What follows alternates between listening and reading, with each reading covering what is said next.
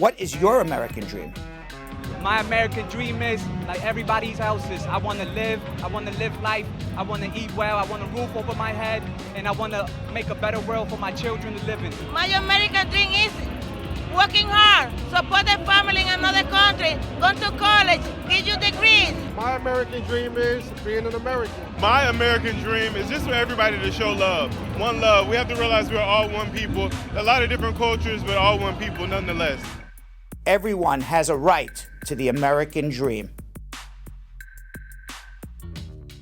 Groundhog Sam! Okay,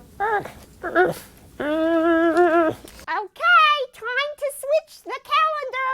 Sorry, Golem, it's been fun. But now it's time for... Mike! Oh, wow, it looks like Mike is channeling a little bit of Little Nas X, and that's a little Old Town Roadish going on in this picture. Very good, Mike. Very good. Welcome to the team room. Oh, hello, everybody. Happy September. I hope the Brad Squad had a wonderful summer and a great Labor Day weekend. I sure did. A new month brings new energy. It's always very, very exciting. Speaking of exciting, did you miss last week's episodes of Brad Show Live? Well, in case you did, we did pop-ups. The whole week, pop-up shows.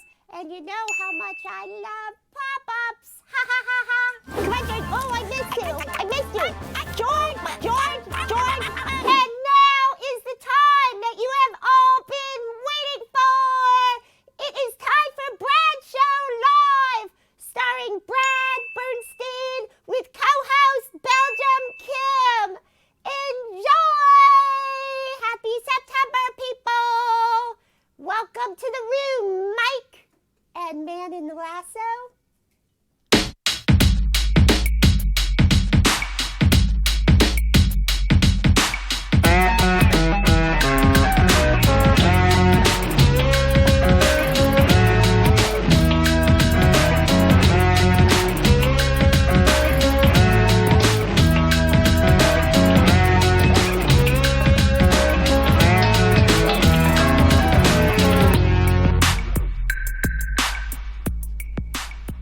Welcome, everybody. September 4th, we're back from our Labor Day weekend, and I am with none other than the beautiful, the fabulous, the stupendous, the multi-talented, award-winning co-host, Belgium Kim. Oh, wow, Belgium Brad. Kim. Huh? What an entrance. What a comeback. Now, Belgium Kim, I will be asking you for some favors after the show. Okay. Just remember what I just said, though. Right, because of, I understand.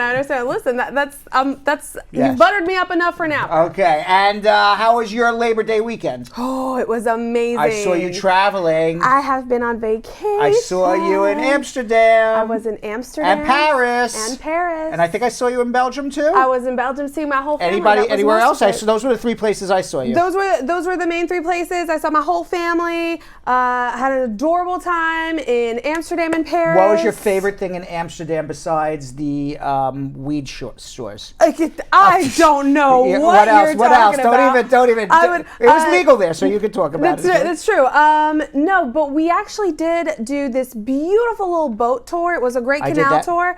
And it wasn't one of those very touristy ones. We had found one that was kind of off the beaten path a little bit. They let me drive the boat. Oh, I didn't get to drive the boat. I drove the boat along the canal, so it was awesome. We had a great time. I did that canal also, because I was in Amsterdam a few weeks ago. Right. But I was there during Gay Pride. Oh, wow. So our boat went right down the Gay Pride parade route, and everybody was cheering me. Yeah. I said, when in Rome, to be a Roman, I guess, right? As you should. Yes. That's the best time. Yes. That's the best time. So, I love it. Yeah, so we didn't realize we were going to be there during that time, but we ended up celebrating nevertheless. Did you see the pee toilets that we talked about, right? You saw them in Paris ad, right? I did. My boyfriend pointed them out in Amsterdam, and he was like, "Go for it, babe." Yeah. I said, "There's a female one too. You can buy." It was. We saw a female one, and then there was another male one in Amsterdam. That you could also bring like your own contraption to make it a female one. It was Disgusting. So weird. And I have never, ever, ever needed to pee that bad that I would ever even entertain using those. Well, I don't know this for a fact. Tell me. Okay, because I left my children to their own devices. Okay. At some point, because I can't, control them always. All the time, right? Right, and I know my kids, they went in and they thought they were eating a regular brownie, but had something else. And my son was hysterical laughing because he thought it was the funniest thing that he was peeing in every one of these things up and down the river. That's hilarious. Yeah. Although I think I have news, a heart-wrenching news for you, What? Brad. You can't really accidentally go into an Amsterdam coffee shop. Really? It's hard to. I bought that story hook, line, and sinker. It's not real accident. Yeah. You kind of know. I bought that story hook, line, and sinker. He's like, Dad, I thought I was getting a strudel. Next thing I know. I swear, Dad, it didn't say space cake on the label or anything. No, he thought it was a strudel. That's what he told me. That's all I know. And so I'm glad you had a very good time. I was Amazing. home. Yeah. I was home. I didn't do much. I just kind of hung out. Okay. Yeah, I did that not could be travel. fun. I did not travel at all. Man, that's like a Brad Yes. Bernstein first right Yes. there. Yeah. There was I was supposed to be in Norway, but Okay. The trip got canceled. Alas, plans changed. Yeah, unfortunately. Okay. So no Norway. No Norway. Yeah, no Slovakia. No Slovakia. Such is life. Geography today. Yes. No Slovakia means no Norway. This Exactly. is how we do. That's kind of how it works. Yeah. And we got to say hello, by the way, and welcome Brad Squad. And CC Mitchell says it's been a hot minute. I don't know what she's talking about. Cordell, I guess I missed the first, when I log on, I missed the first couple of Yeah, because you only comments. see like 100 comments Right, on Facebook. yeah. All right, so CC Mitchell, how are you? Squad up. Crystal Myers, squad. It's squad time. It's squad time. Squad time. I like squad time.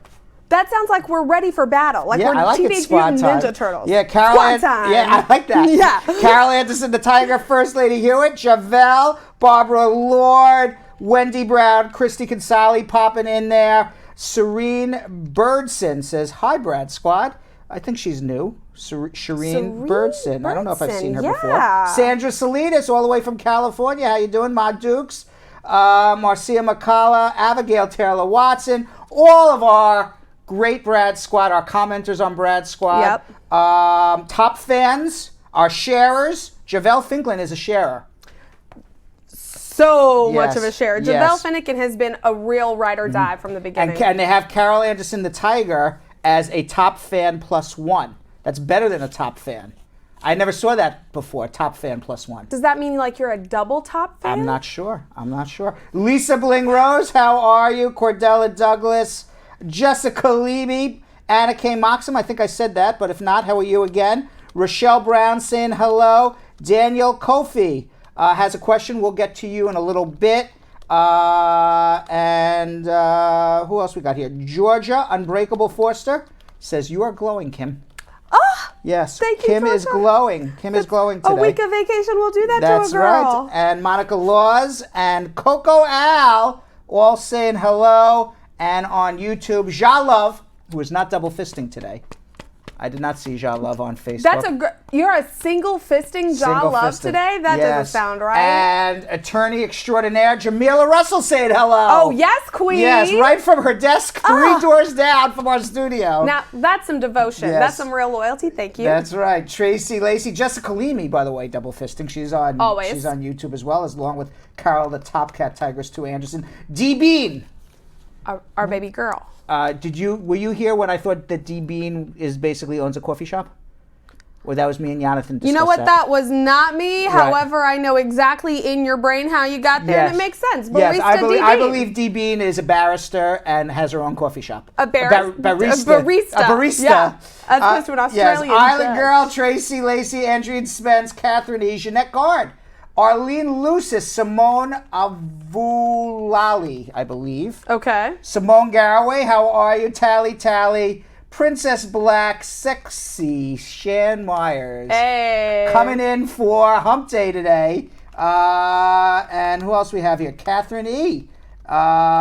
Kale Bennett saying squat up. Kale Bennett. Kale Bennett. That's a new one, right? That is a new one, I think. How are you, Kale? And Miriam's Diary says, "Welcome back, Kim." Miriam's. Oh, Miriam's Diary. thank you. Yes. And Lystra Laster. Lystra Leister saying hello as well. I feel like we got a lot of new people in these comments. A lot of new people today. Seeing a lot of new. That's right. Now, Jonathan Yo-Yo Elias is in transit right now. Yeah. To Africa. He is on his way to Ethiopia. Yep. Last we heard, he is stranded in Germany and missed his connection. So far, so far. That's what we believe. That is our belief. That is, or he ran his ass off and passed out on his way into a plane. Correct. So he's either on his way to Addis Ababa. Right. Or he's sleeping on a bench in Munich. That's 100% the two possibilities for Jonathan Yo-Yo Elias right now. All right, Belgium Kim, why don't you tell everybody what they need to do to share while I get ready for Schmoozin' and Hump Day? Absolutely. The very first thing we need you guys to do, family, is join the Brad Squad. If you're watching, you're already basically a member, but you got to make it official. Put a ring on it by joining the Brad Squad Facebook group. The way that you do that is just search in Facebook,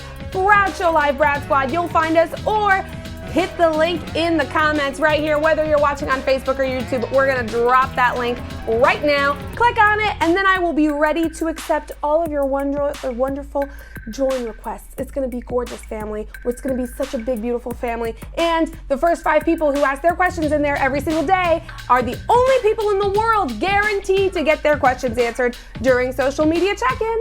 Also, make sure on Facebook, please like and follow our page. Hit that little bell right beside it so you get a notification every single time we go live. And also, tell us all your thoughts and feelings, fam. First questions that get asked are the first questions that get answered. So make sure you're leaving those questions right now, because we do not always get to our questions. And you know it's been a while, so you know we're going to have a ton of questions today. Also, make sure. Belgium Kim, I have a public service announcement for social media check-in. I get a ton of DMs on my Instagram, right, at Real Brad Bernstein, okay, and they say, Brad, yeah, I've been asking this question, it's not answered. Yeah. And my response is, leave your question right now, because we answer the questions in the order that they are received for the day. Yeah. And I could sit here and answer questions for 7 hours, but 100%. I have to get to sleep at some point. Right. So we can only answer as many as we can get to, and we do it in the order that it's received. The first 5 from Brad Squad, and after that, the order it's received. Join Brad Squad, or just put your question in now. Belgium Kim, back to you. Thank you, Brad. You're welcome. Also, make sure that you've shared the show. Once you've joined the squad and asked your question in there so that you know you got it answered, make sure that you are sharing the show, family. You can share it into your own timeline, of course, but most importantly, share it as a private message to a bunch of different people, or just one. Pick your favorite and tell them all about how wonderful Brad is, and how wonderful all of his answers and the free immigration advice that you get is. And make sure that you have liked and loved and hit all of those little cute emojis, because we like seeing them across the screen. Yes, Brad! Public service announcement for Belgium Kim. Yes! I have a public service announcement. Beverly Robinson King. Yeah. Belgium, you are looking fabulous. Love the hair color. Back to you, Belgium King. Oh, thank you so much to my sister-in-law who did my hair. And thank you, Beverly. Also, on YouTube, family, you guys are not going to get neglected. The first thing you got to do is hit that subscribe, just like that little finger is doing, and that little bell, because that's what's going to let you know every single time we go live. You'll get the notification, because, we don't always know when we go live. Also, make sure that you're telling us all your thoughts and feelings in the comments. And most importantly, best, most wonderful, easiest thing you can do for us, family, share it. Hit share, hit copy link, tweet it out, send it as an Instagram DM, send it as an OkCupid message, or your very first Bumble message, ladies. Let's do it. We're sending everyone Brad Show Live. You're saying on Bumble. On Bumble. Your opening line should be, watch Brad Show Live. Watch Brad Show Live. I want everyone swiping on Bumble right now, because I know some of you are right now. That's the first thing you said. You think people are swiping on Bumble, watching my show? Listen, here's how I picture people watching us, Brad, right? I see a big, 85-inch TV. We're getting casted on there in some way, shape, or form, and then someone is chilling on their couch, and while they're getting entertained by all our wonderfulness, they're also swiping through, looking at them huns to see who they could share the show to. That's my perfect world, Brad. All right. That's my American dream. All right, so we got it now? Yeah, I think that's it. All right, so everybody knows to share. Share. Everybody knows on YouTube to hit the little thumb button. Thumbs up. Let's see at least 30 or 40 thumbs up. I would like at least Right? 30 or 40 thumbs There's up. always one guy right from the now. Ku Klux Klan that goes thumbs down. Right, so we need to outnumber We him. need to outnumber the Ku Klux Klan. Yep. Okay, there's always the same, I don't know if it's the same guy, but there's always, on every show, Yeah. one thumbs down. One thumbs down. And a lot of thumbs up. I feel like there is one dude. Maybe it's YouTube that does it automatically. Don't I let don't know. these guys get It's too very cocky. weird. It's very weird. But any event, we got to go to a little schmoozing, Belgium, Kim. Yes. We got to get into our hump day. All right, so I don't think this is news to anybody. Everybody already knows this. Bahamas got walloped Oh my by God. Hurricane Dorian. If you don't know it, I don't know what, if you've been in a coma or something. Right. It is the largest hurricane, the biggest, most destructive hurricane to hit the Atlantic Ocean and landfall since 1935. My God. We do not know what the death toll is, but I would expect it to be a lot. Absolutely. Rescue teams are racing around the clock to provide food, water, medicine, and shelter to thousands and tens of thousands of people, perhaps, who are devastated from the storm and have no shelter. Video from all over the different Bahama islands revealing overwhelming destruction across Grand Bahamas and Abaco Islands. Dorian had 185-mile-an-hour winds, and it hovered over the Bahamas for more than 3 days. It just didn't move. It was, you could have walked faster. I read an article that it was moving at a pace slower than the average human would walk. Yeah. Okay, that's how slow it was moving. Yeah, it was going like 2 miles an hour. Yeah. Now the storm rolled through on Sunday. As we said, it lingered for more than 3 full days. Right. Over 13,000 homes are destroyed, and I'm sure that is a lot more. Right there, I'm looking at more than 13,000 homes destroyed. Entire communities flattened, roads completely washed out. The hospitals and airports are literally underwater. And the government has urged residents to actually cut holes in the roofs of their homes in case water floods in. They don't want anybody to drown in their home. Now, I don't know why you cut hole in the roof. You have water coming in from the rain too. Yeah, but it's not raining It's anymore. not raining now anymore. They're Now just it's worried just about floodwaters. Yeah. So Leah Head Rigby, who helps run a local hurricane relief group, flew over to islands and said, "It's total devastation. It's decimated, apocalyptic. It's not rebuilding something that was there. We have to start again from scratch." Wow. And I was just talking to my nephew, who's a millennial, Right. and I made a bet with him. Okay. And I said, I bet you this year alone, Yeah. between now and Christmas time, we will have Dorian was one, at least 3 of these similar Category 5 hurricanes. Major, yeah. I said, here you're saying this hurricane is the first since 1935. I have no idea. I'm not a meteorologist. I'm not Stormfield. Yeah. I just have this feeling that based on everything that's happening with this global warming, okay, with taking coal out of the earth, not signing the Paris Accords. I just read an article today that Trump has rolled back methane regulations. Yep. The methane regulations, we are going to pour much more gas into the atmosphere, which will warm the earth even faster. He has reduced and rolled back light bulbs. Yeah. Okay, light-saving electricity light bulbs. So now new light bulbs that are going to be sold are going to be the old light bulbs that cause even more and more electricity to be burned. Wow. Okay, I don't understand how this is happening when we see devastation like this from warming Earth. And again, people will say, you know what? It has nothing to do with what human beings are doing on this Earth. Right. Okay, this is just the normal cycles of the Earth getting warmer and cooler. This is what we're seeing. No, this is total global climate weirding. This is total global climate weirding. We don't see storms like this, and I think we're going to see 2 more. Yeah. That's I hope I'm wrong. I do too. And I also said to my nephew, because we made a bet. Yeah. He says, you won't see 3 Category 5. I said, I'll make you a bet. Not only do I think you'll see 3 Category 5, you're going to have 3 major shootings you know, whether it's school or some guy on a highway shooting up a place or at a concert between now and Christmas. I said, I don't know what's going to be more. Is it going to be more than three Category 5 hurricanes or more than 3 mass shootings in the United States of America? That is very much what feels at this point. It's kind of what is going to wipe out what's going to be the next big crisis. Right, and it's like we just go from one to the next to the next, and it becomes numbing. Yep. It's just numbing, and people just accept it. When they had the shooting in Texas, I didn't even stop to read about it anymore. Oh, another shooting. Yep.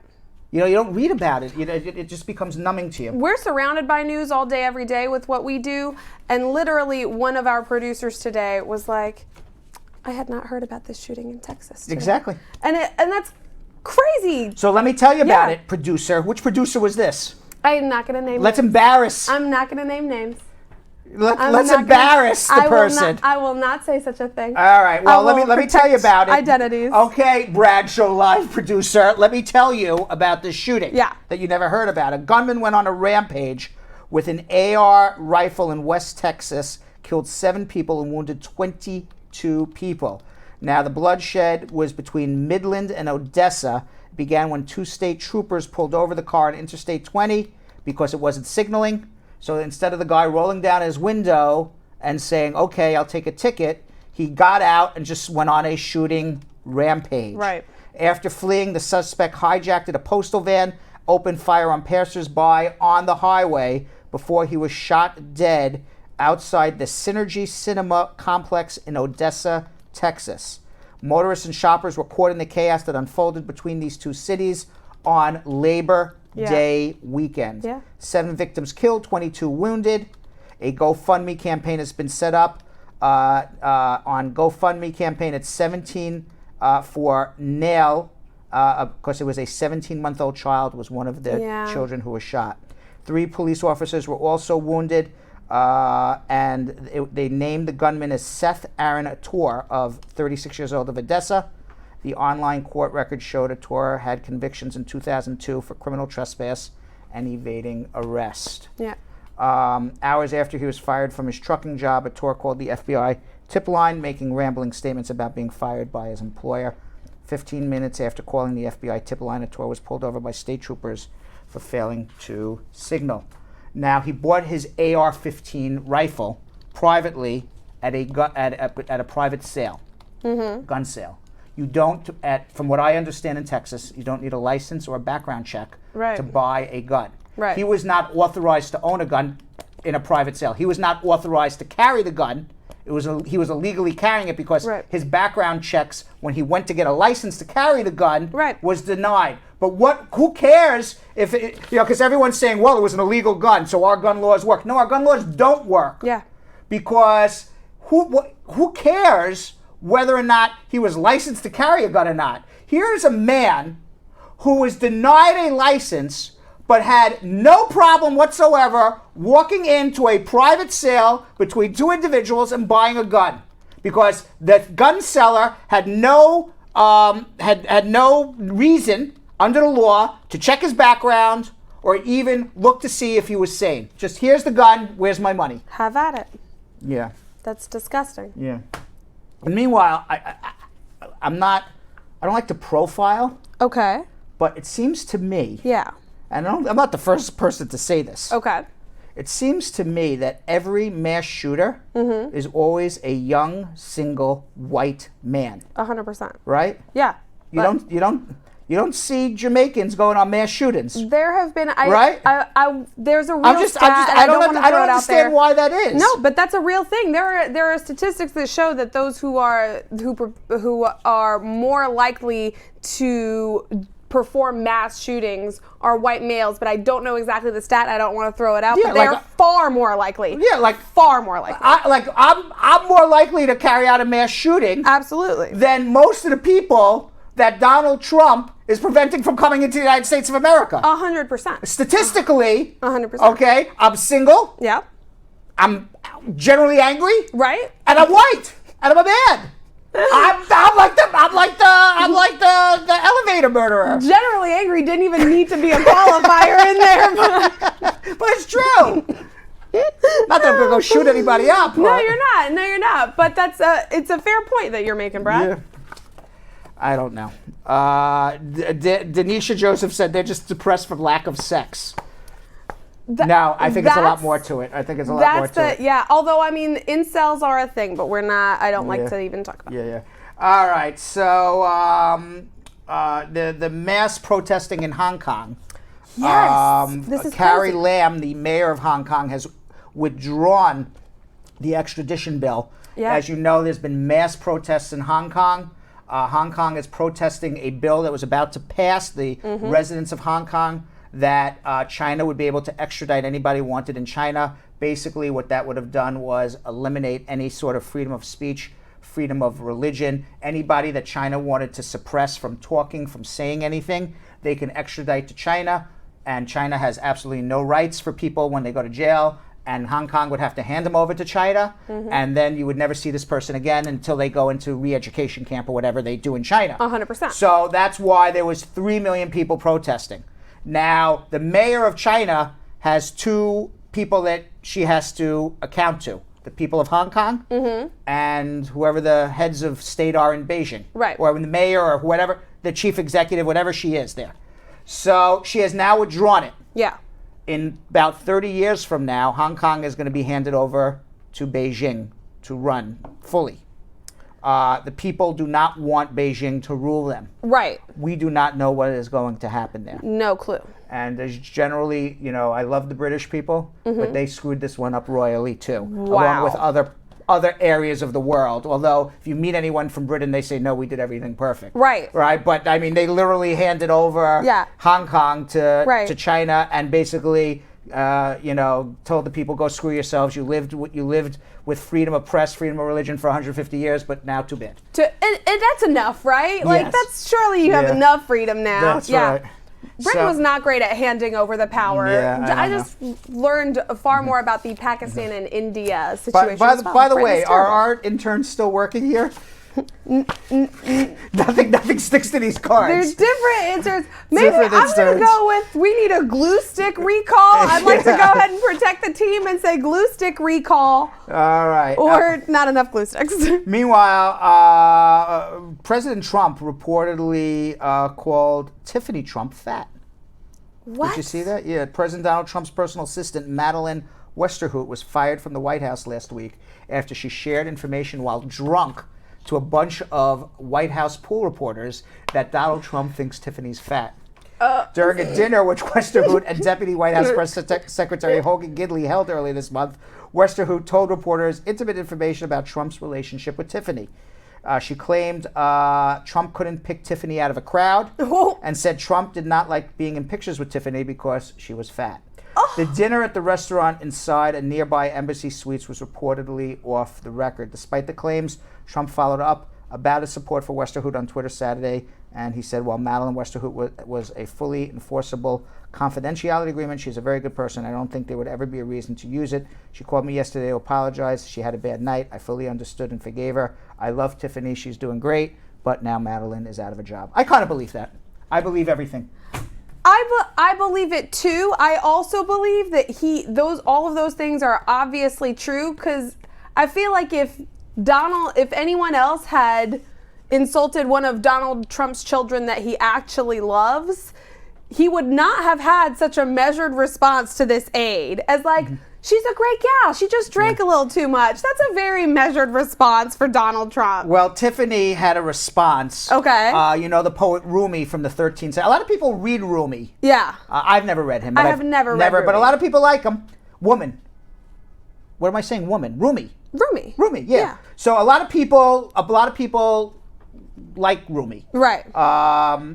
Now, Tiffany had a follow-up quote, and it says, "Study me as much as you like. You will never know me, for I differ 100 ways from what you see me to be. Put yourself behind my eyes and see me as I see myself, because I have chosen to dwell in a place you can't see." Whatever that means. That's way too deep for me. Okay, that is way too deep for me. I guess it's just like, don't associate me with my dad. Yeah, I would have to read that like 100 times to figure out what that meant. Right. I am not good. I am not a deep sold Really? person. Are you not like a poet, a big poetry reader, Brad? Maybe I am, but I'm not a deep souled person. You know, what you see is what you get. That's it. You know, I can't. You know, people are like, you know, Brad, delve deep into. You know, I don't go deeper. Go deep. I can't. I got nothing. I got nothing. I mean, I would have to read that 100 times and be like, what the hell did she say? If you know, somebody, it's funny, I dated a woman who was reading like a huge, thick book about Rumi and all the different, and she's like, read this, read. And I would read it 100 times. I'm like, all right, it's way too deep for me. I don't get it. I gotta be honest. And I said it would go in one ear and out the other. I'm reading all these different quotes. When I read things like that, it makes me feel like I'm missing something. You know what I mean? Like I read Shakespeare and I'm like, whew, that's a tough sentence to understand. I never understood Shakespeare. And I feel like such a dumbass. Yeah. I feel like a little bit of a dumbass, but it's just. Well, I'm just, you know, I am who I am. You know, sometimes I'm you not. gotta dig you know, deeper. I'm not a. I can't get into the deep poetry. Don't do it, Brad. Right. Listen, when in doubt, Dr. Seuss will always know the answer. Although on my Instagram account, I had a very nice. Thought for Labor Day. Okay. And I was actually like very proud of myself that I came up with that all on my own. I don't know that I saw this. You never saw it? I got to go to my Instagram because I don't remember what I said, but it was very good. So on my last Instagram post, I wrote, "Follow your passion." Yeah. See, I come up with these things myself. Okay. When I come up with myself, I'm okay. Yeah. Okay. It says, "Follow your passion." Yeah. Be prepared to work hard. Yeah. And above all, don't let anyone limit your dreams. That to me makes sense to me. And that's deep. Oh, that's deep. I feel Rumi, like I don't that's get. deep. Rumi, I don't get. You don't need to get Rumi. You get Brad Bernstein. That's right. All right. So where are the camels? Let them out. Let's see what's going on. Woo, woo. It's hump day today. What do we have? It's hump day. We have camels. Are there any? It's There they hump are. day. Woo, woo. They were taking a day off from Labor Day. It took a while. Hump day. So West Indian Day Parade Yes. was this weekend, and apparently the police community relations between the West Indian Day marchers and the police have never been closer. Wow. Two of New York's finest were grinded on in the line of duty Monday. They were, as they say in the West Indies, wind up. Right. One of the parade marchers, wearing a neon tank top and bikini bottoms, danced face to face with a uniformed officer along the parade route before winding up on the cop. We have a Wow. there it is. He looks kind of sheepish, but he really gets into it. There he goes. Now, the crowd of marchers loved the display, with one of their participants giving the dancing cop a high five as he continued to dance with the woman. The cop, though, it could be in hot water. Really? Yes, because New York Police Department opened an investigation into a similar video that showed two officers doing the same thing with women at the 2011 West Indian Day Parade. So we'll see. Hopefully that cop is not in hot water. I think it was a good thing. He was enjoying himself and partaking and being a part of the community. So, Absolutely. Yeah. Loosen up a little bit. Yeah. That's nice to see that side of cops. Yeah, Lisa Blingrose says, get it on the police. Right, exactly. Yeah. Anna Kay said he must be a Jamaican. Probably. Yeah, that would make sense. He looked like he knew what he was doing there, right? He definitely got down like that was not his first wine. No. Now me, I'd be like, ah! That's I not wouldn't true, know. Brad. We have You have video video of evidence me, that's that not true. you can, I can do it, right? that you can Okay. twerk your little ass off with those West Indian parade women. Meanwhile, a pair of 80-somethings among six caught engaged in sexual activity in the Connecticut woods. So the 80-year-olds having sex in the woods in Connecticut, they're caught. That's a thing. Yeah, police arrested 6 people, including a pair of 80-year-olds. So 4 out of the 6 were over 80 years old last week, after getting reports of lewd and sexual activity in the Grace Richardson open space area in Fairfield, Connecticut. That guy doesn't look like he's 80. That guy doesn't look like he's 80. Who's 80 here? We don't have the 80 ones. Those Okay. are the- Now, yeah. last month, the department received several complaints of inappropriate behavior, and the Fairfield Police Department's Quality of Life Unit was assigned to investigate. On August 9th, officers and detectives from both the Special Services Unit and the Quality of Life Unit conducted surveillance. Several violations were observed. 6 people were charged with breach of peace and public indecency. They were 67-year-old Daniel Dobbins, these are the guys, 62-year-old Otto Williams, 75-year-old Charles Ardito, 62-year-old John Linartz, 82-year-old Richard Butler, and 85-year-old Joyce Butler. An internet search revealed that the park has been advertised on at least one city hookup guide as the meetup spot for elderly people.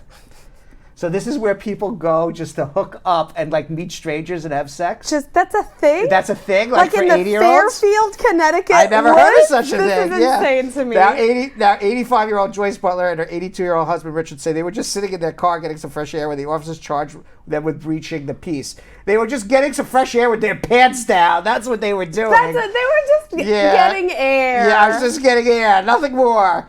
So they actually dropped the charges, though, against the Butlers. They couldn't prove anything.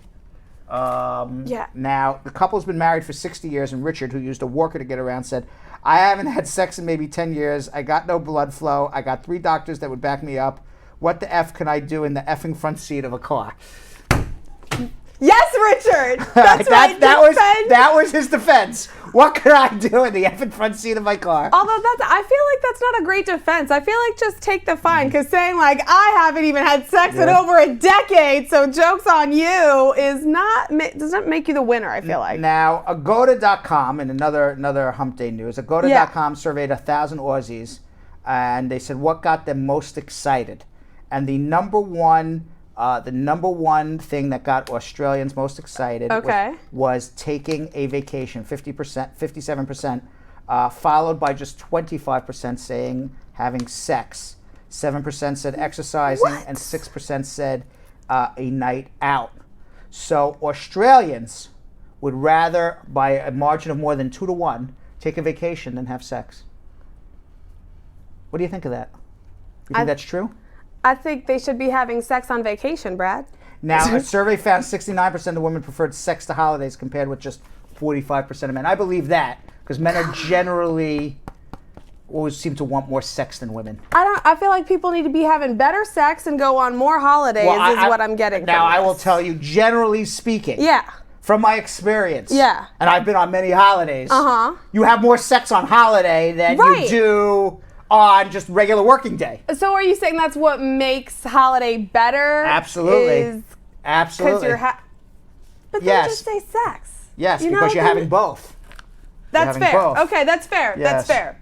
That's fair. You wouldn't go on. Okay, yeah. Now, Japan, that's completely different. Okay. There was a survey in Japan. Okay. What can't you live without? Food, sex, or sleep? Okay. According to the Japanese survey site Siribi, they want to find out which was the biggest thing that people can't live without. And it polled 1,781 men and women. And when all the votes were tallied, food won by a landslide. 53% of people said they just can't live without food. Wow. Okay. And the number 2 response was sleep. And the gap was even greater between sleep and sex, because 38% of the people said sleep and only 7% said sex. Now, that makes sense. It depends on what time frame we're talking about. Right. Okay? Because I don't think it was a very good survey. So if you're saying to me, Brad Bernstein, over a 24-hour period, would you rather give up sleep? Yes. Sex? Yeah. Or food? Right. For 24 hours. For 24 hours, I would take the sex. I would give up food and sleep. Okay. Okay. Now, if it's 48 hours, yeah, I think it would be food first, sex second, then sleep third. Food first, sex second, sleep third. Right. Okay. Over 24 hours, it would be sex, food, sleep. Okay. Over 48 hours, I think I would start getting hungry. Then it would be food, sex, Wait, but sleep. It's what you can't live without. Right. So you're saying in the first 24 hours you can live without food and sleep. Food and sleep. Right. Okay. And the next 48 hours, then it would be food, then sex, then sleep. And I think after 72 hours, I just want to go to sleep. I don't really care anymore. 100%. Then it would be sleep, food, sex. Because once you wake up from your sleep, you're not immediately going to be ready for sex. Oh, I am. Oh, okay. Okay. I'm sorry. I'm sorry. I have some really sick dreams. Of course I didn't mean to put that on you. Yes, I mean, men dream about that. All I'm saying, if it's been 72 hours since I've gone without food or sleep, I'm going to be taking care of both of those things before any sex is happening. Meanwhile, a bride-to-be has slammed her fiancé for buying her a very tiny engagement ring after 8 years together. She says it's embarrassing. A furious bride-to-be has slammed her fiancé after he saved up all his money to buy her an extraordinarily tiny engagement ring after they were together for, oh my God, that's very tiny. Let's see that ring again. That's not saving up your money, man. Bro. That's like a week's salary, right? That's like a week's salary there. You saved up a quarter to put in a little pinball machine. Don't lie to me. Now, in a photograph posted to Reddit, the woman believed to be from the United Kingdom, of course, explained that she and her partner had been together for 8 years and been talking about getting married for almost 3 years before this proposal. But the disgruntled bride-to-be was less than impressed with her fiancé's choice of ring, and she asked the online Reddit community, am I being shady or materialistic if I tell this guy I don't want this little ass ring? And I haven't read the rest. Okay. So I don't know what the Reddit community said. But I will say, if I was the woman, I would hand it back to him. And I would say, when you are ready to get me a real ring, you don't have to get me the diamond of all, you don't have to get me, a 20 carat diamond. Totally. But when you're going to get me a legitimate engagement ring, and you save your money and you sacrifice for me, I will marry you. But that is not a sacrifice for me, and that does not show your love for me. He ain't doing nothing. And I would hand the ring back. I said, I would say it's not acceptable. Unacceptable. Would you agree with that? I would agree with that, especially considering that's some nonsense. I would have rather had like my birthstone. You could have gotten so creative and not spent a ton of money. You spent $12 on that ring. I don't know if he spent $12, but he probably, I'll tell you what he spent, like $150. There's no way. That ring is like $150 or $100 or something. Brad, that must be the nicest tiny diamond inside any ring if it's $100. So the ring resulted in mixed responses. Some users said they loved the sleek and modern ring. What? I don't know what they were looking at. Sleek? No. Yeah. Well, somebody else said, is that a diamond ring for an aunt? Right. One user even described the jewelry as embarrassing, while others claimed it's the saddest ring they've ever seen. Yes. One person commented, I think I'd be more insulted to be given this ring than no ring at all. Like, just skip the ring altogether if you can't afford it. Totally That's agree. just really embarrassing. Another comment said, that is the saddest ring I've ever seen. I'm not a materialistic person, but it just doesn't even look good. She should talk to him if she's unhappy with it. And I would hand it back to him and say this is just unacceptable. I totally agree. You should have at least then have fun with it and propose with a ring pop. By the way, yeah, exactly. Like Tamika says, why don't you get like a popcorn ring, right? And just make a joke about it. Exactly. Anna K. Moxham is like, Walmart has better rings than that. That's what I'm saying. Like a little cubic zirconia ain't gonna hurt nobody. Okay, now the band has a different, Rich Kid C says. Rich Kid C saying, well, that's what he could afford. And Raphael, right below him. Hey, Brad, that's all he can afford. Give the guy a break. No, I can't give him a break because he should say to his woman, I want to get you something nice. That doesn't mean you have to spend $30,000 on a ring. That doesn't even mean you have to spend $10,000 on a ring. But every man who has a job and can work should be able to save some money, a couple $1,000s, at a minimum, to buy something that shows I am your man, you are my woman, and we are going to sacrifice. And I made this sacrifice. Maybe I make, $15 an hour, and I saved my money. They were dating for 8 years. And he was saving up for 3. And he was saving for 3 years for that? Come on. He saved up a quarter a week. That is how much he saved. He didn't even save a quarter a week. No, he did not. All right. So you can say whatever you want, but I think marriage is important, and marriage is very and people maybe don't take it seriously these days. Yeah. I take marriage very seriously. Right. If I were to get married again, I would take it very seriously. And the woman that I give a ring to should know I'm her man, she's my woman, and this ring is symbolic of our relationship, and this is why it's important to me, and I get something that is substantial for what I can afford. Right. That's substantial for anybody. And I think that it's really important for it to be a personal thing. Like, this is obviously not your girl's style. If your girl was a dainty, modern-looking chick and that's what she wanted, but that is obviously not this girl's style when she's talking about this. So, you could have gotten her something fun that went with her style. Or you know what you could say? You could get her a plastic blow pop ring and say, babe, this is all I can afford right now. I love you. I want to marry you. You have my promise. You have my word. We're going to save up. And I'm going to get you something that you deserve. And I think that would have been better. So cute. Right. So cute. No, this is unacceptable. I agree with you, Brad. All right, talking about rings. Yeah. This has nothing to do with rings. The internet has fallen in love with the penis cat. I'm glad Jonathan is not here. The internet has found its newest favorite in Daisy, the 9-year-old penis cat. Unfortunately, this Daisy is trying to get adopted, but people on the internet saying this fat cat nose looks like a penis. Facebook users were quick to dub him the penis cat, and many want to adopt the penis cat. A spokesperson for Mini Kitty Commune, which is trying to get the cat adopted, told the press, "We've had quite a few reactions, ranging from people finding it hilarious to people being angry with us for likening her facial markings to a phallic imagery." Do you think she looks like she has a penis on her head? It definitely looks like a penis on her head. Now the rescue organization says she's very sweet, she's very relaxed, and she has been adopted, and the new adopting parent of the cat is very amazing. But I don't know if that looks like a penis or a cigar. You think cigar? I think it looks more like a cigar to me. What cigar has two? What's on her? Oh, I see the forehead because it has two testicles on the forehead. Right, I'm like, that's what I was like. What cigar do you know has balls? Okay, I didn't see the balls on the forehead. I was just looking at the nose. I was looking at the wrong place. What are you smoking, bro? Yeah. Okay, now Belgium Kim. Yeah. Have you seen this UPS delivery man in New York City? He is being dubbed the sexiest UPS driver in all of the world.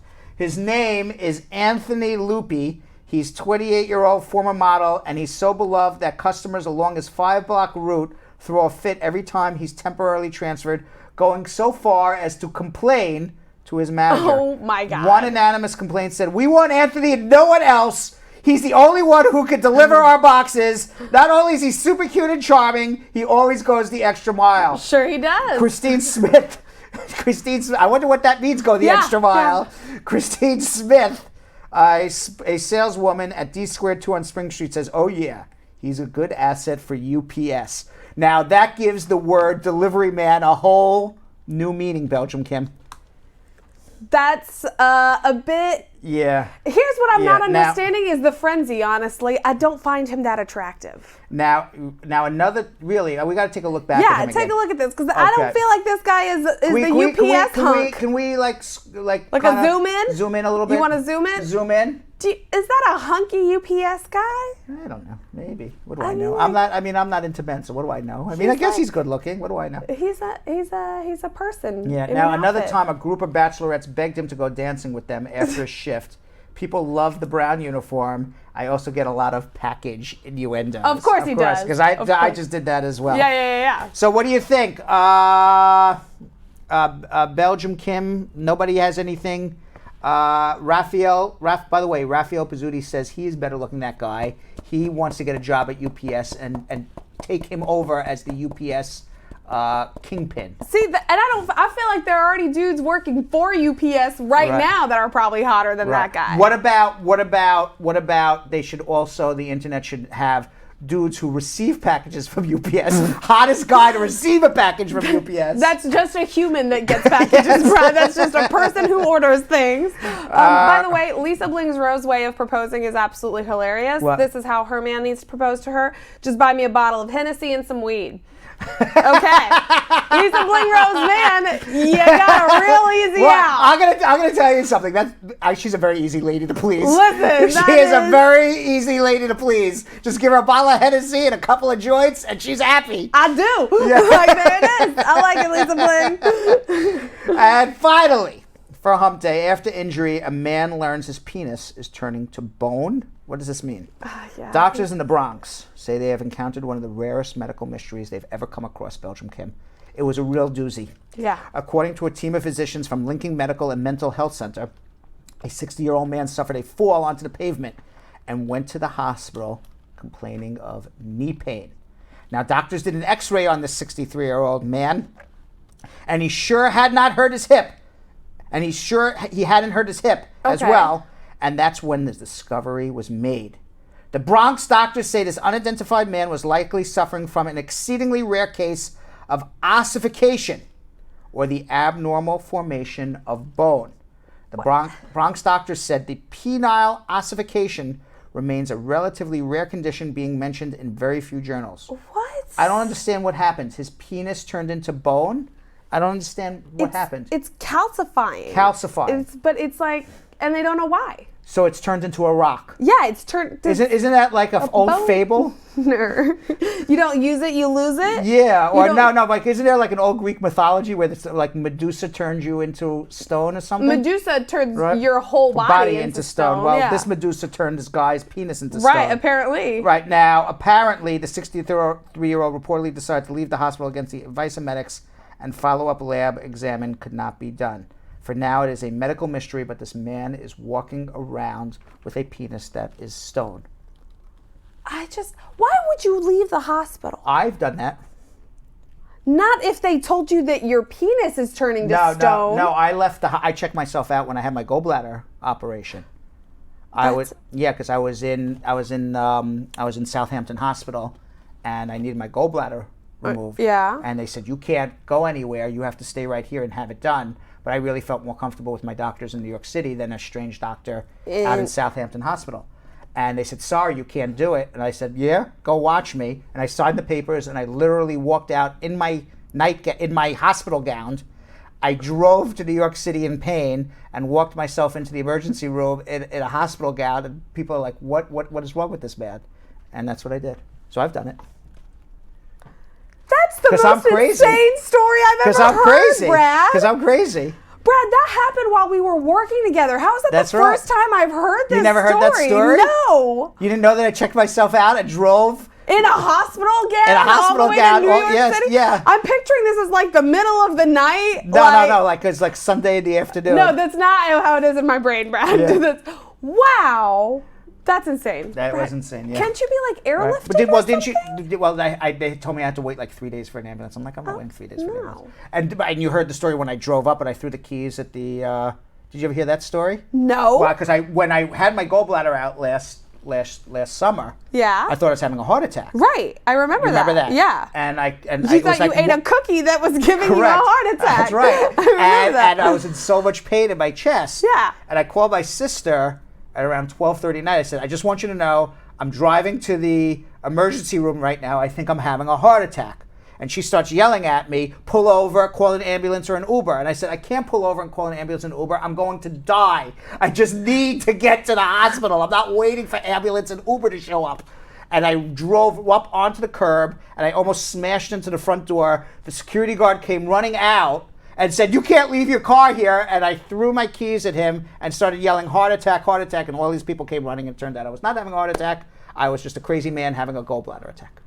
That was my story. Okay. Happy hump day, Happy hump day, everybody. Oh my God, Brad. Yes. All right, so Belgium Kim and the ghost of Jonathan Yo-Yo Elias, please tell everybody how to share, because we're going to get into our immigration questions. Okay, family, the first thing that we need you guys to do is make sure that you have liked and followed our pages on everything. Make sure that you've liked on Facebook and followed, subscribed on YouTube, and on both of those platforms, hit that little bell, because that's what's going to notify you. On whatever platform you're watching, make sure that you're leaving us your comments and telling us absolutely everything you think and feel, and more importantly, leave us your questions right now, because we do not know how many we're gonna get to today, because you know it's first come, first serve, family. Also, make sure that you've joined the Brad Squad, because that's the only way that you're gonna get a guaranteed, that's the only guaranteed way for you to get your question answered. Join the Brad Show Live Brad Squad at the link in the comments right now, and make sure that you ask your question in there first thing in the morning. That way you will have a guaranteed way to get your question answered by Brad. And of course, the best, most easiest, most wonderful thing that you guys can do for us, of course, is sharing the show. Make sure that if you're on Facebook, share it as a private message, or start a watch party, and that'll send a notification out to all of your friends about what's going on right now. If you send it as a private message, Send it to just one person or to a group of people, and let them know where they can get free immigration advice starting right now. And also, if you are on YouTube, hit copy link and make sure that you're pasting the link into all of your text fields. Make sure you're texting it to your people through WhatsApp, through Textra, as an Instagram DM, as a tweet, however you want to do it, and wherever you can post a link, do it there. And now is the time you've all been waiting for, fam. It's the time that we are getting answers to your immigration. All right, Doug and Kim, we have a low number of people. I see that. A low number of people with immigration questions today. So if you do want to call, you will definitely get your question in, because we have a lot of open lines at this moment, which is very rare, especially since we've not been on the air for a few days. Yeah, that is crazy. Maybe it's first day of school. Ah. It's first day of school today. It's the first day of school. Yes. Well, now's the time. All right, let's go to Al in Istanbul, Turkey. Al. Hi. Hi, Al. How are you? Fred? Yes, how are you? Hi, this is Al, all the way from Turkey. I visited you like 2 months ago, if you remember. Okay, I don't remember. I remember speaking to you, but I don't remember what your issue was. So you're gonna have to repeat it. Oh no, there's no issues. I just have a question about I'm gonna apply for CBRA for my baby, but there's a question on the line 24. It says exactly precise periods of time in the States. Mm-hmm. So since I was not born in the States, I'm naturalized citizen, but I was in the States as a student before I got citizenship. So should I put my periods of time? This is for your certificate of citizenship, for your child's certificate of citizenship, correct? Yes. Okay. You just have to be able to prove. Now, did you naturalize to be a U.S. citizen? Yes. Okay. So you just have to prove you were in the United States legally for more than 5 years before the child's birth. You had to have been just as a green card holder. So you put all the times you were legally residing in the United States as a green card holder and as a citizen, and it has to add up to more than 5 years, and your child is a citizen. And you've got to be able to prove it. How about the days I was there as a student? I was legal there. As long if you were as a student and had a green card, yes. As a student with a student visa, that doesn't count. Okay. All right. Okay. Thank you so much. Right, you're welcome. All right, let's go to Johnny in San Antonio, Texas. Johnny, how are you? Johnny Hello, on the spot. Yeah. There we go. Johnny. Can you hear me? Yep, I hear you, Johnny. I hear you, Johnny. Yes. Sorry, just let me get my car. Okay. Yeah. First of all, thank you, Brad, for the hard job that you do for every immigrant community, and it feels good whenever we listen to you, man. Thank you. And I just want to say thank you. I appreciate it. I have a question. Yeah. I came to United States in 2013, December, with DV1 lottery. Okay. And I got arrested for DWI in North Carolina. And I convicted on 2016. So I was waiting for my 5 years good moral character. I don't know what they said, but just waiting to file my citizenship. That would be at least 2021. Yes. And recently, I got involved in fights with my friend, and I got charged. It's ongoing investigation yet, but I got charged for misdemeanor assault. Yeah, it's a problem. So if this would be affect me with good moral character. It affects you with good moral character, and if you're found guilty of something, it could be a deportable offense.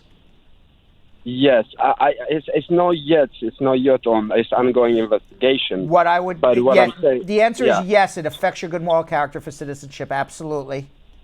And number two, I would suggest to you, before if your criminal defense lawyer says, Johnny, I want you to plead guilty to something.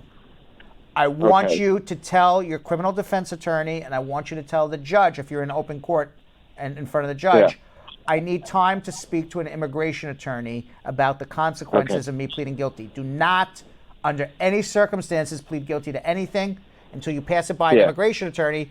I'm a good one. You can pass it by me or somebody else, but just have a consultation with somebody, because you already have the drinking and driving, and then perhaps if you have an assault, you may be out of the country. So I don't want that to happen to you. Okay, what if the assault is got dismissed? Then that's a different story, but it has to be absolutely dismissed. You still have a moral character issue for citizenship, though. Yes, even if it's dismissed, right? Even if it's dismissed. So I have to wait another 5. I don't know. I don't know. I would have to see all your records and see why it was dismissed and what happened. But yes, I would do that. It would be a problem. I would do that. All right. I would do that. And I have another question too. I had a girlfriend that we have a baby, a 2 months old baby that we're not together anymore. I don't know whether with this new Trump law of the whatever they said it for the that has nothing that has nothing to do with you. Is that if she takes for the baby Medicare from the government, is that going to affect me? No. It only affects people who need to sponsor a relative or the relative who's getting the green card.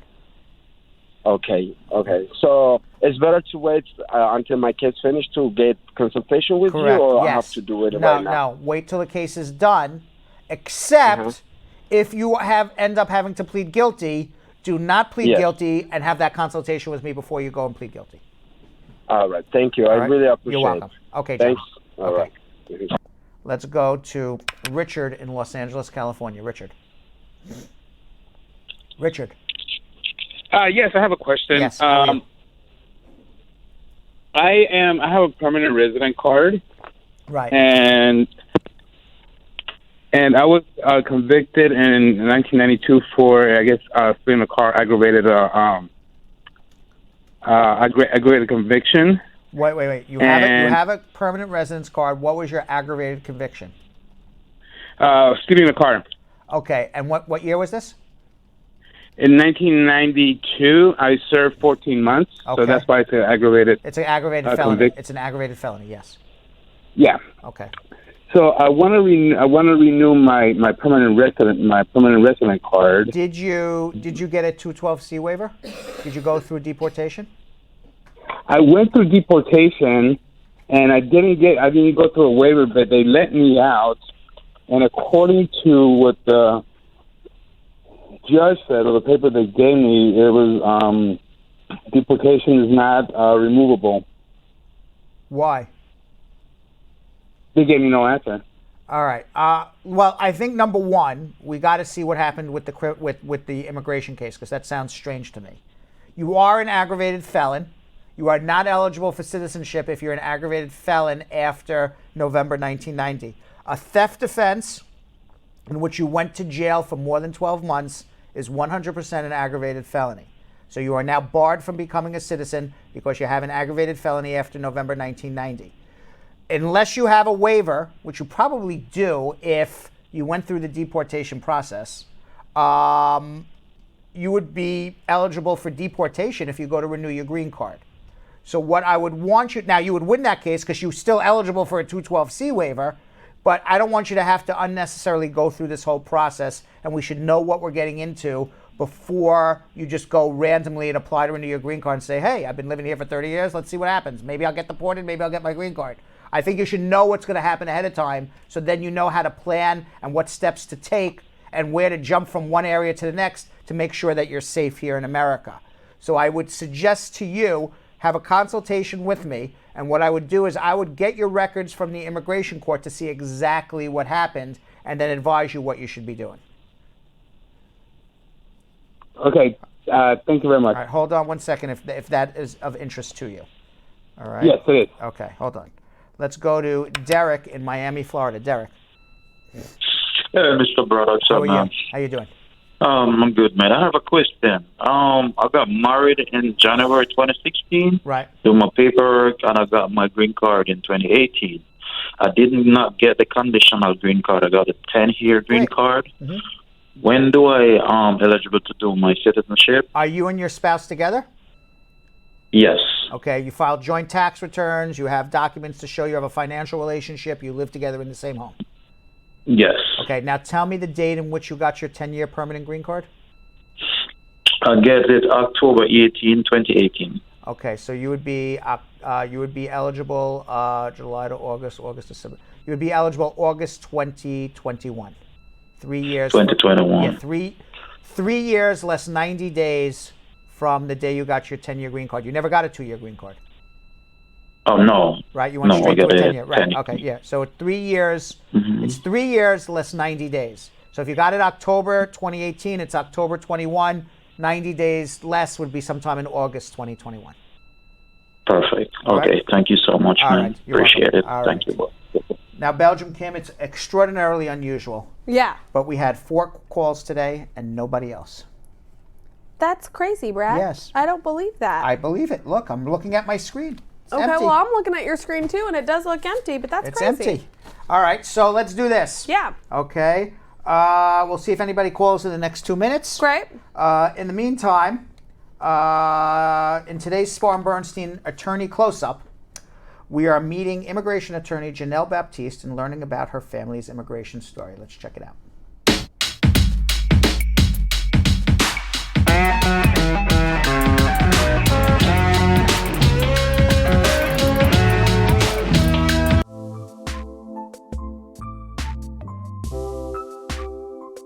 My mother is from Barbados and my father is from Grenada. They're both countries in the Eastern Caribbean. Both of my parents came on tourist visas and overstayed their visas. They both met while attending Pace University here in New York. At the time, they were both working, doing odd jobs because they overstayed their visas and were out of status.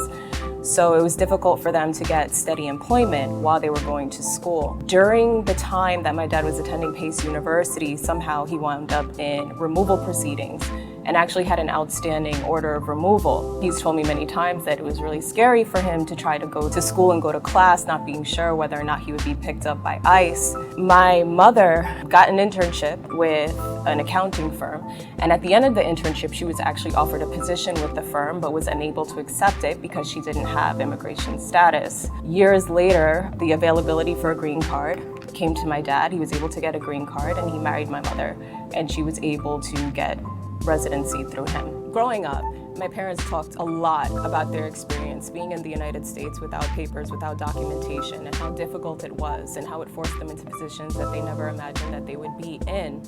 I also saw how getting green cards, becoming lawful permanent residents, and then later citizens, really opened up opportunities for them as well as their family back in the Caribbean, where they were able to, send remittances, send funds, and open up opportunities for their family at home as well. So that motivated me to become first an immigration advocate and then get into immigration law once I obtained my legal license and graduated from law school. Prior successful results do not guarantee a similar outcome in the future. All right, so let's go to something we like to call social media check-in. All right, our first question is from Isa Loca, and Isa said, to be a sponsor, how many years back do they look at your taxes? 3 years. Mintu said, could you give us a Daca update? There is nothing going on in Congress. There's a case for Daca going up to the Supreme Court. The case is that Donald Trump wants to eliminate Daca. It was an executive order from Obama. He tried to eliminate it. People sued. President Trump says he can't eliminate it. The case is going all the way up to the Supreme Court. The Supreme Court is due to make a decision next summer on whether or not President Trump can roll back Daca or not. So we'll see what happens. Hopefully Congress will pass a law that gives Daca some sort of more permanent residence, but right now there's no talk about it. Sandra Salinas said, what do you do if your friend has lost his permanent resident card that had no expiration date on it, and how long is it going to take to actually get a new one? You have to file an I-90, and it'll take anywhere from 12 weeks to 6 months. Shireen said, if I used to get Medicare when I was pregnant, is it going to affect me now when I'm putting in my papers? Possibly, if it's in after October 15th. Marissa said, having Medicaid, would that affect your adjustment of status if it was filed before October 15th? Say it again. Would having Medicaid affect your adjustment of status if it was filed before October 15th? No. As long as it still will affect it, but affect it much less. Okay. God Working for Me said, my wife is a U.S. citizen and not on any government benefits, and I want to file for my green card by October 20th. Will the new immigration law affect her? Yes. Max Santos said, I got an I-797 NOA for an upcoming biometric for an I-485 saying the action was completed and approved for filing with a red stamp and handwritten initials and numbers. What does it mean? It means that you did your biometrics and they're waiting for having an interview. Catherine said, I am a permanent resident and unemployed. I recently got pregnant and used Medicaid throughout the pregnancy until I delivered my baby, and I filed for my husband in 2017. Will the new rules affect the process? I didn't hear that question, but Jill, I'm seeing a lot of people saying they're calling, but they're not getting through. So if you can speak to the call center, maybe we're having a problem with our phone line. So I apologize because I don't see any calls up on my screen. So it may be that a lot of people are calling. We're having problems with our phone lines. If that's the case, I apologize. We'll see if we can get that fixed. Continue, Kim. Can you ask that question again? Absolutely.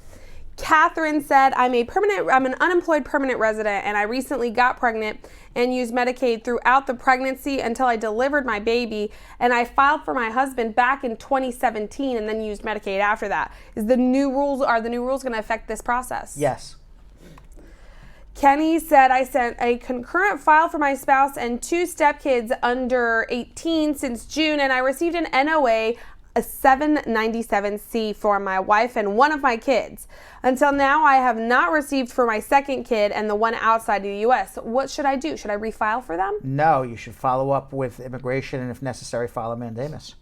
Stephanie said, my husband recently put my papers in on August 19th of 2019. How long is it actually going to take to get a response from USCIS to say that they received my file?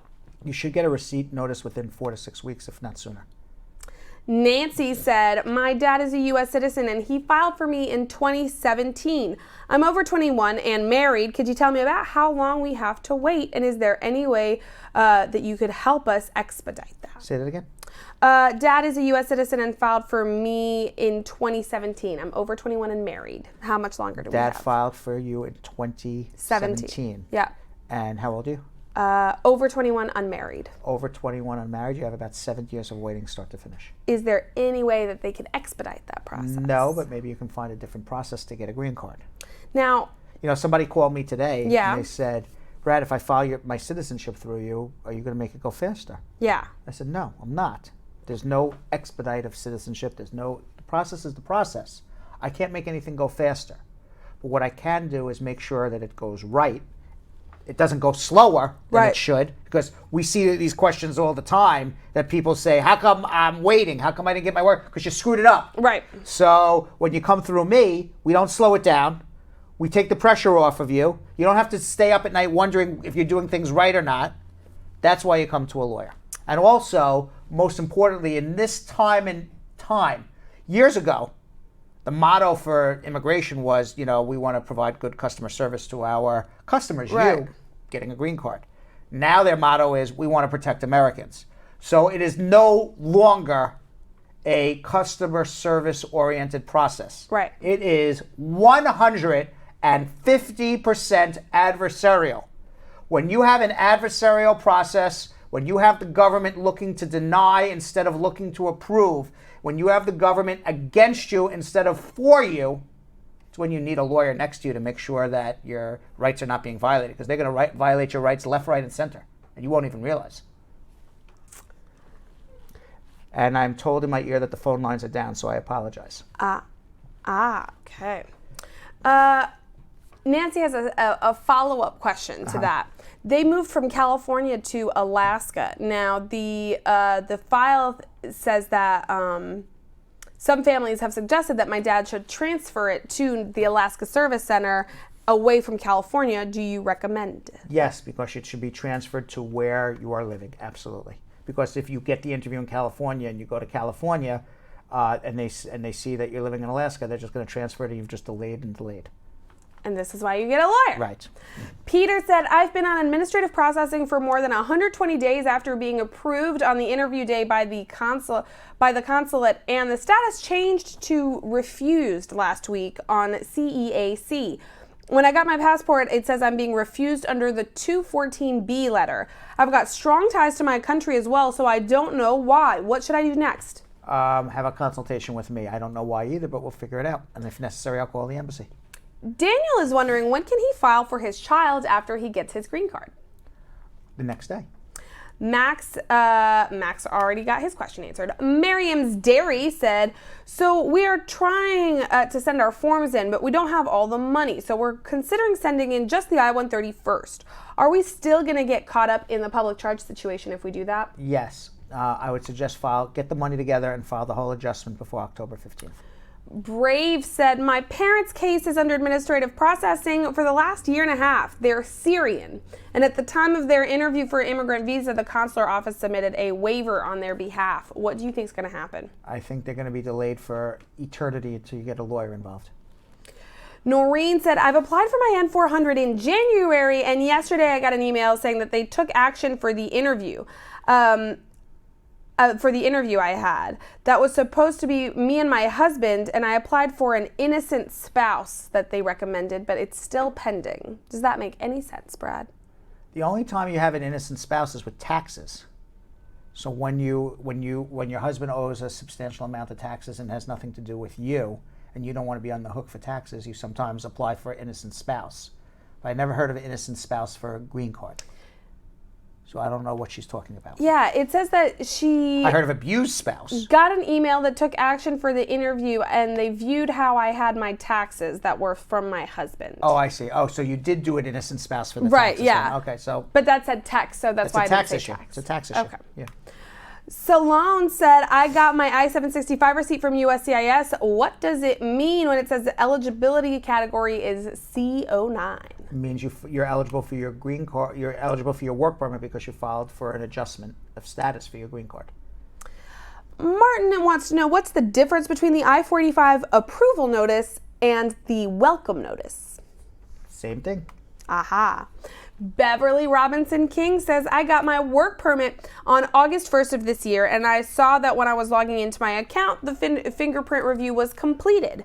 As of August 29th, they completed their review of my fingerprints and are working on my I-765. What does it mean? I filed the I-485, 765, I-130, and I-360 concurrently last March. And you still haven't gotten your work permit? It means you No, should call she got the work permit August 1st, but Okay. now online it's saying we completed our review of your fingerprints and are working on your I-765. So she's wondering, what is that step, and then what's the step after that? Well, working on your I-765 means working on your work permit, but you already got it. So that's obviously incorrect on the computer. The next step is wait for an interview, but there's issues with VAWA right now because we don't know what Congress is going to do at the end of the month. Everyone expects it to extend, but it'll be really at the last second.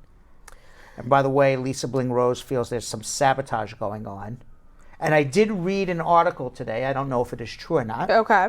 I did read an article, I think I saw it on Yahoo News, that said that the FBI is secretly investigating people who are helping immigrants and immigrant rights activists. Really? Yeah, maybe the FBI is watching me right now. Well, there is no one that helps immigrants and immigrant activists more than Bradshaw Live. Right, you can watch me all you want. What you see is what you get. We're very entertaining. That's right. Can you imagine if you're the FBI agent assigned to watch Bradshaw Live every day? Right. Like, that's your assignment. You keep an eye on those guys. That's right. He's wearing a blue suit today. I think it's a new pocket square. Dan, I think we've got a new pocket square today. It's a stunner, y'all. It's a stunner. Right. I think he put on a few pounds. I don't know what he's doing. All right. He had all that food in Amsterdam. That's right. Yeah, no, I'm sorry, FBI. This is a pretty lackluster show compared to like all of the crazy 4chan people that they actually should be looking Exactly. at. Our next question comes from Nadia, who said, my stepkid had an interview in May in Kingston.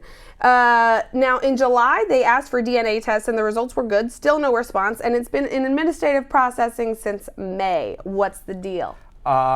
Trump is delaying everything. After administrative processing for more than 120 days, you need to get a lawyer involved. Javelle said a friend of mine is in South Carolina on their visiting visa less than 3 months ago, for less than 3 months, and they want to go to nursing school. How could they go about enrolling?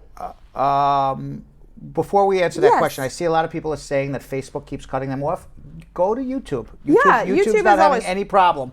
So if we can put up on Julie and the TriCaster guy, if you can just tell people if they're having problem, just maybe in the lower third, if they're having problems watching on Facebook, they could always and give the link to YouTube.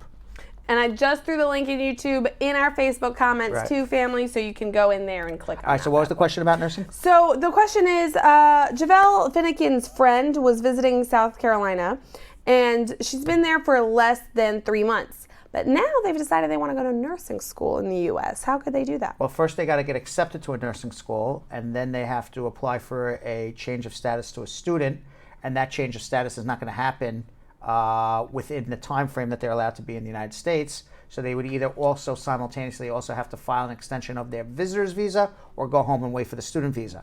But you can't do anything until at least 90 days after you got here, because then there would be a misrepresentation. Deandra said, would getting emergency Medicaid after I gave birth affect me if I filed before October 15th? As an adjustment, no. As an I-130, yes. Rochelle said, I've got a sister who entered the country in someone else's name. I'm sorry, Lisa Big Rose is making me laugh. Oh, okay. She's like, that's what the squad's up for. If we see something, say something. That's true. We don't need an FBI That's detail. right. We have the whole squad. That's right. She's making me laugh. That's All right. that's not wrong. Yes. Our Rochelle says that her sister entered the country in someone else's name. Is there any possibility for her to adjust? She's about to get married. She's got 3 children born in the U.S. They are 17, 12, and 2 years old. How is she going to adjust?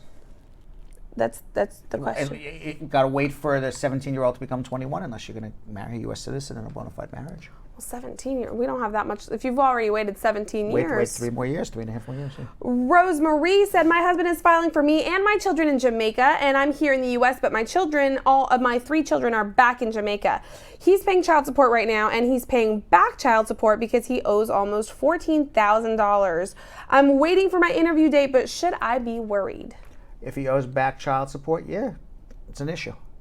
It's a totality of circumstances test.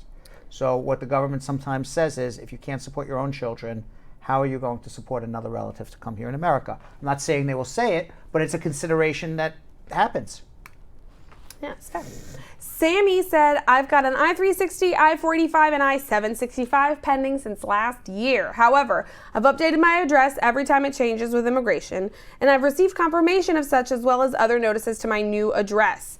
After approving my I-765, my husband, they sent it straight to my abusive husband's address. I received letters to my correct address before saying that the I-755 was sent. I-765. Yeah. She has to do an AR-11 and change her address. Again, you can do it online.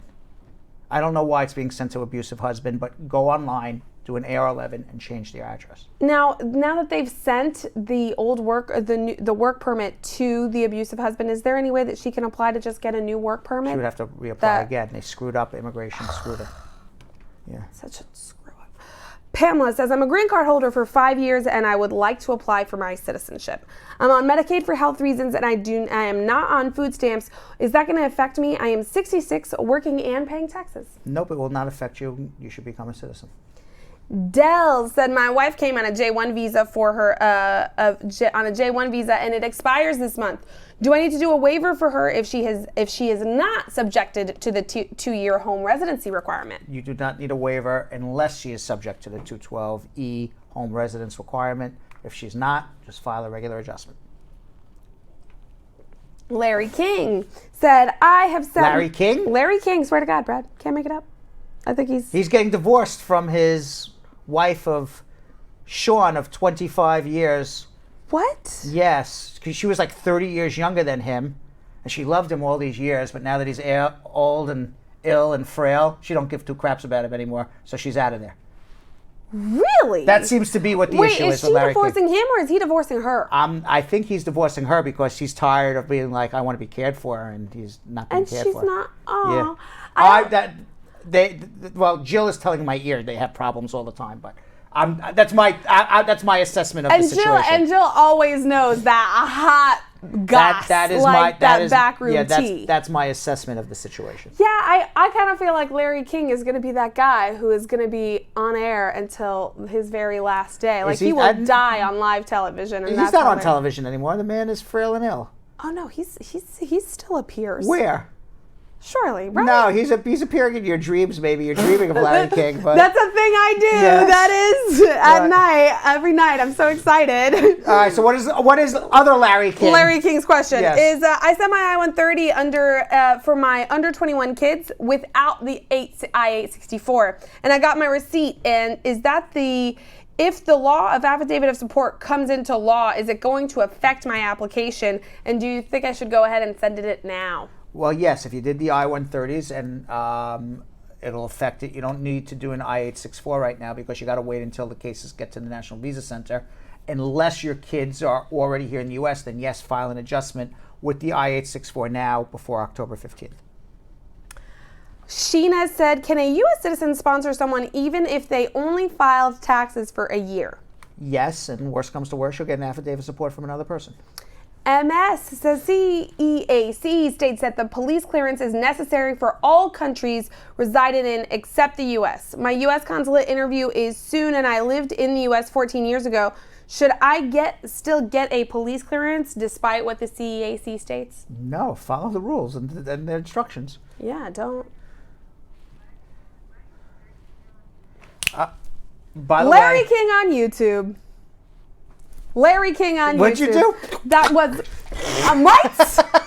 I'm right? Yes. Larry King's on YouTube. All right, now you just have to go back a little bit because nobody heard what we heard, right, which was Jilly in our ear saying, Larry King is on YouTube. Right. Kim is right. Yes. You just started yelling, yes, I'm right. And everyone's That's like, true. what? That's true. What? For the people at home, we They in had no no way idea what you were talking about. No, well, God came down to me and said that Yes. Larry King has a YouTube show.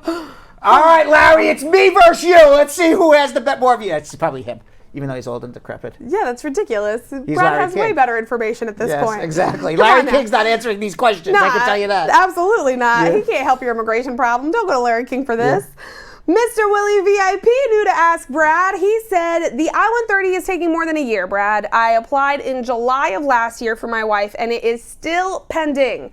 I answered an RFE in January. I'm a U.S. citizen. Are things still taking this long? What am I waiting on? When was the RFE?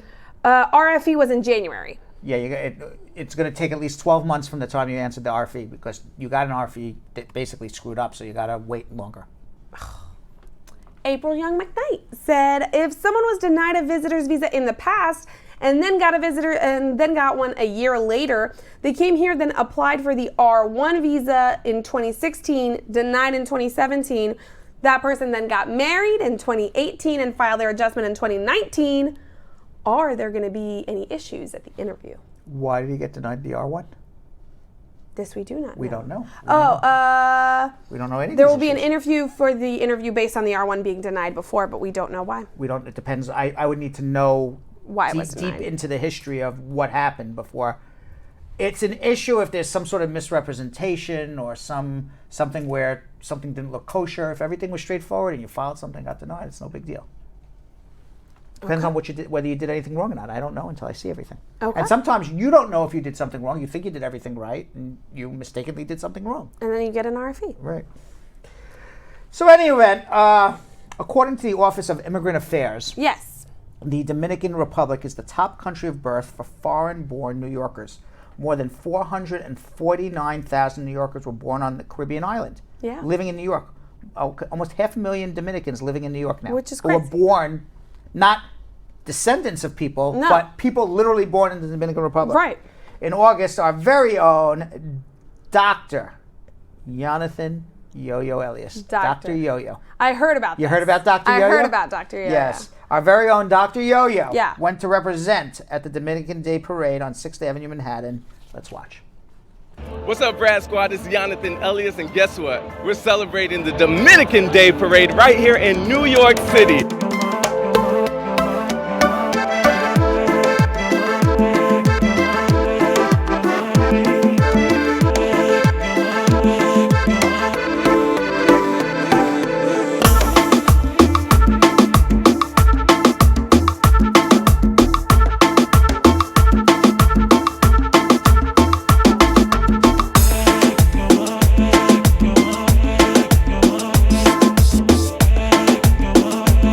parade spans more than 20 blocks up 6th Ave and has more than 10,000 marchers. Now, this day celebrates the anniversary of the Dominican Restoration War that gained their independence from Spain in 1865. Now, that calls for a big celebration, and you guys know Dominicans know how to party, so you guys are gonna check it out firsthand with me. Let's go.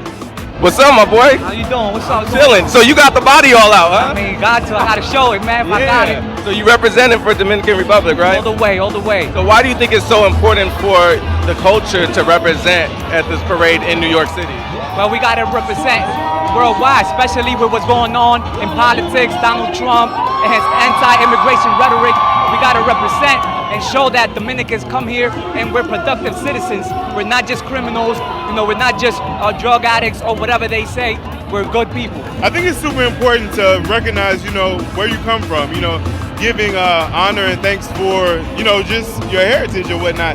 Knowing where your lineage stems from, Dominican Republic is super important. Have an opportunity to visit and just really get in tune with like who you are and, you know, where your people are from. What do you want to say to all of the Dominicans out there? I want to say the Dominican good people here, they're working hard, they're coming here for the youth future, and everybody have a chance to be in this country, so just take it and doing good thing here. Oh, what are you doing here today? I do all the Dominican Day parades, the Bronx, Manhattan, Brooklyn, Puerto Rican Day Parade, Colombian Parade, African American Parade, West Indian Parade. I'm everywhere. Why is it so important for you to come to all these parades and support? I have to show my talent and support every flag that I put up. Puerto Rican, Dominican, Colombian, African American. It's good to show that we are here to stay. Have peace with the people that come here and do the right thing. Don't look at no other wrongness. Let them speak. Let them hear what they got to say. And then we take it from there. Why is it important for Puerto Ricans to also support Dominicans at this type of parade? It's a togetherness. When we came up, we combined. We speak the same language. We have support to everybody Latino over here. We have to be here today and show up the Latinos over here in New York City. You know what, this is my first Dominican Day Parade. I'm super excited. I grew up half Dominican, my mother's Dominican, and being here in New York for the first time, I just moved here a few months ago. I've never experienced such a culture shock like this. I didn't grow up around a whole lot of Dominicans, so being here has literally like warmed my heart. What are some influences that you feel that have been implemented into New York? I would say the food, the people, the culture, just everything about being Dominican has been implemented in the whole city of New York. I mean, we come together as a whole, we get together, and you know, we just like to celebrate. It's influenced a lot, the social. Everybody has a little Dominican in them, you know, and it just shows in every aspect of life.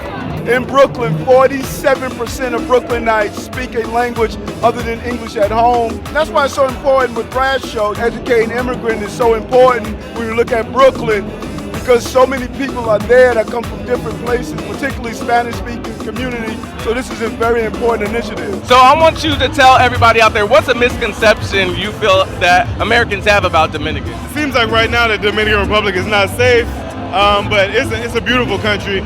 Beautiful place. Amo mi país. I love my country. Viva la República Dominicana. I would say one of the biggest ones is that we're like really loud. We talk a lot. The misconception about Dominican cultures is that we come here and we sell drugs and we're unproductive citizens. And I want to tell everybody out there that doesn't know too much about Dominicans is that we come here, we're hardworking people, we pay taxes, and we definitely help the whole country. Where's your family background? My family's from Puerto Rico, Ponce. My father's from Ponce, my mother from Antigua. I've been here 25 years, just working. I never get nothing from the city. I was born here, luckily. My mom came here with me in her stomach. I was 4 months. When I was younger, she sent me back over there. I came back when I was 8, and I've been back and forth ever since. Parents were born in the Dominican Republic. I was born here in the States. They came over here when they were at a very young age. My mom came over here when she was like 15. My dad came over when he was like 17. And, you know, we just had a big family over here ever since. When you march down 5th Avenue or 6th Avenue with your parade, you are saying to America, we want you to recognize that we exist. And we're not going anywhere. All of us come from somewhere. And I say to people all the time, when people tell you to go back to your country, you tell them you'll go back when they go back to theirs. Because no one started out here but the indigenous Indians, You don't ask to sit at the seat of the table. You kick the door in and say, I'm going to sit here, and if you like it or not. You fought for your right to do so, and that's what I'm telling the immigrants to do as well. You gotta let them know. But there you have it, Brad Squad. A full day of celebration, amazing culture, heritage. You guys saw it first. Great music, amazing dancing. Now I'm about to end this early so I can join the parade. All right, y'all. Dominicano!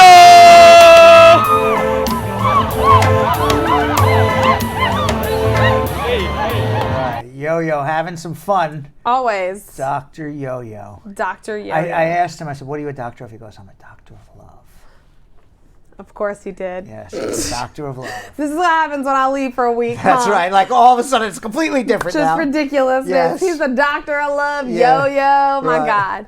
Nurse Kim. Nurse. No. Chief of surgery. Chief Brad. of surgery. Chief of surgery. I like that much better. Hospital owner. I like that much better. Me too. By the way, you can follow me on Instagram at Real Brad Bernstein. If you follow me and I know who you are, you can always send me a DM. I'll be happy to answer your questions. I've been answering lots of them every day. And all you got to do is follow me at Real Brad Bernstein. And maybe even if you're nice, you can like a few pictures. Yeah. And you can also follow at Brad Show Live, where you can see all the highlights of our shows every day in our stories, as well as much of our great content that we provide on a regular basis. That's right. And Belgium Kim? Belgium Kim TV is the place you can find me on both Instagram and Facebook. All right, Mr. Julian, the TriCaster guy. I'm told he's only giving me 2.5 minutes. He says he's got to make like a tree and leaf. Okay. So he's only giving us 2.5 minutes to answer 15 questions. He said, that's all you get, Brad. 15 questions in 2.5 minutes. I got to get out of here. Right. That's what he basically said to me. He really lays the law down, Julian. This Julian really runs the whole show. The whole show. He does, because without him, we got nobody to press the button on, to start the show. Right. I mean, he's really in control, this guy. He doesn't realize. Between that and the ice cream, that's why we let him run his ice cream truck business on the side. He's just calling the shots. We let him do whatever he wants. He's the only guy who knows how to press the button. That's true. Perfect. All right, Belgium Kim. You ready, Julian? You ready? Oh, you're drinking some water. Mm-hmm. Okay. I have a cold, so I need to hydrate. Okay, here we go. Kenny Steele said, can you get a green card if you didn't apply for an affidavit of support? If you didn't apply, no. Samuel said, I have 10-year green card. Can I file for my mother in Africa, and how long will it take to process? You have to be a citizen. Zeri said, is it safe for someone with Daca to travel to Hawaii or Puerto Rico? If so, what documents should you take with you? Take your Daca approval. It's safe. David said, what kind of proof do you have? Does your wife have to show so that you can get a VAWA visa? That your wife can show? You don't get a VAWA. You have to show that you abused your wife, and that has nothing to do with you. Baby Voice said, what is the poverty line right now when filing for your spouse in New York? I've never filed for anyone before. If you're just a family of 2, over 20,000, but you better get it in before October 15th. Lister said, my son is in the country since 2000. Is there anything he can do to file for himself? I don't know. I'd have to speak with him. Asset said, what if a person is married and the spouse filed taxes but never filed for the other person? What happens? If they need to get a green card, you're going to have to amend your taxes. Casey said, how long does it take for a minor under 21 to get an interview date after NVC accepts and approves documents? 8 to 16 weeks. Robert Lynn said, I have a pending petition. Are they affected in the new public charge rule? Yes.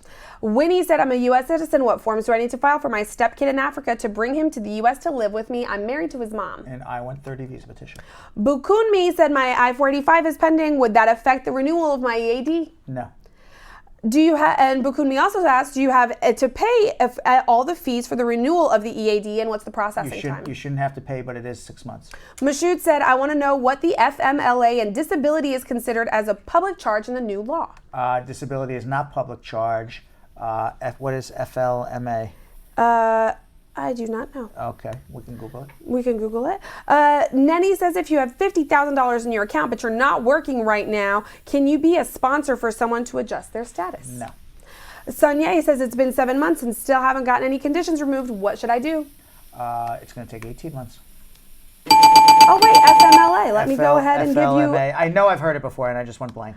It is Family the Leave and Medical yeah. Act. Okay, I was just trying to think. What is the Family and Medical Leave Act? Has nothing to do with whether you're on a public charge. With benefits, right? With Yeah. benefits. Okay, I was trying to think like what is.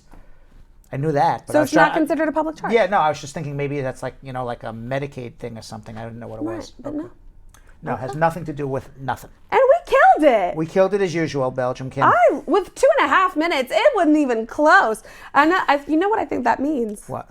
We got to up our game. Oh man, I was gonna be meaner than that. Yeah, we got to up our game. I was gonna say Yo-Yo slowing us down. Maybe, yeah, because he's not the fastest reader in the world. We've been killing it. Dr. Yo-Yo is not a fast reader. That's true. He's more thorough. He is very thorough. I like skip right. This over is Dr. words. Yo-Yo is like, Jim says, wait, what? That's what I always thought. I said, just read it, Yo-Yo, read it. Yeah. Jim says, wait, what? You just kind of got to figure out real quick what Jim is trying to say. You got to see like 4 words and you're like, I know what Jim says. Exactly. All right, comments of the day. Comments of the day.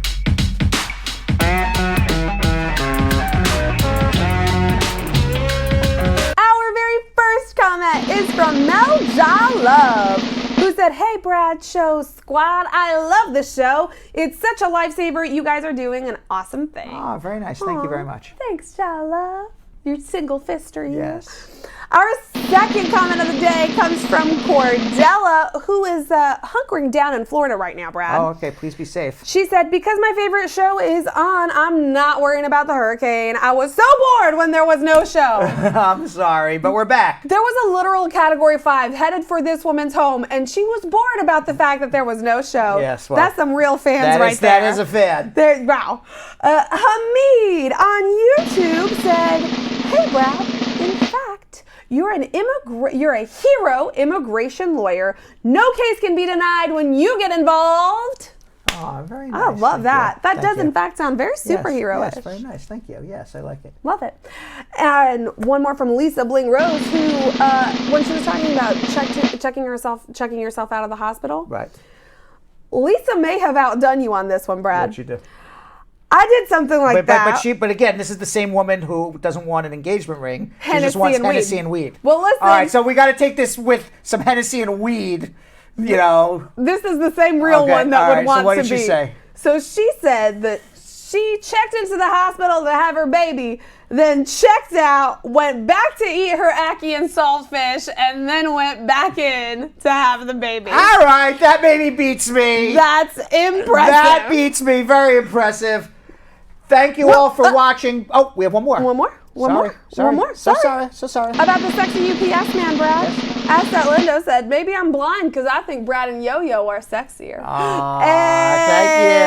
Thank you very much. That's super cute. And I think she's watching on the 76-inch TV, too. Yes, she is. All right, so everybody have a great night. I'm glad to be back. We will be back live tomorrow at 5:30-ish. See you then. Take care. So, Sam, as part of the production, we have to say this disclaimer at the end of the show. Do you mind reading it for me?